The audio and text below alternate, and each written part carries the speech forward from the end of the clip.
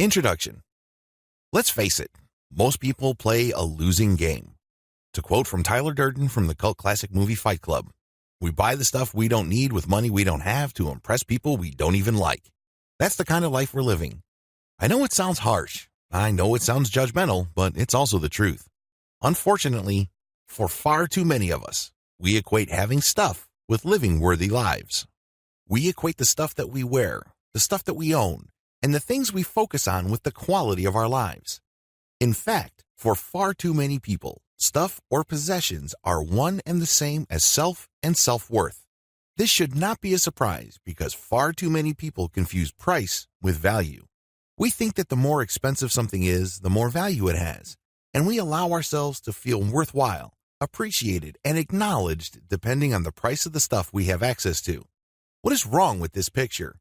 We live our lives based on what is expected of us instead of what we actually want for ourselves. Too many people live their lives based on values they uncritically and unthinkingly copy and pasted from others. In fact, a lot of adult children are simply living their lives based on a script that they automatically imported from their parents. They did not stop to challenge the script.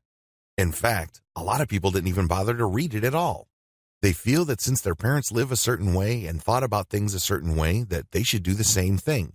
There is no attempt at any kind of analysis as to whether that script makes any sense as far as their lives are concerned.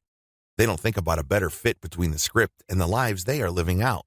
They don't consider whether the script has a specific historical or emotional context that may or may not be relevant today. They just automatically assume that since somebody they love and respect chose to live their life a certain way, then this path is the way forward.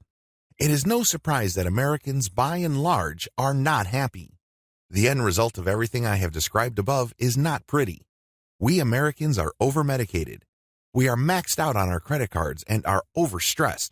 In spite of all the money, time, effort, and mental energy we spend on getting more and more stuff, we are nowhere close to being content. We are actually nowhere near to living the kind of joyful life we initially sought out to achieve. The reason for this is actually quite obvious. We live cluttered lives.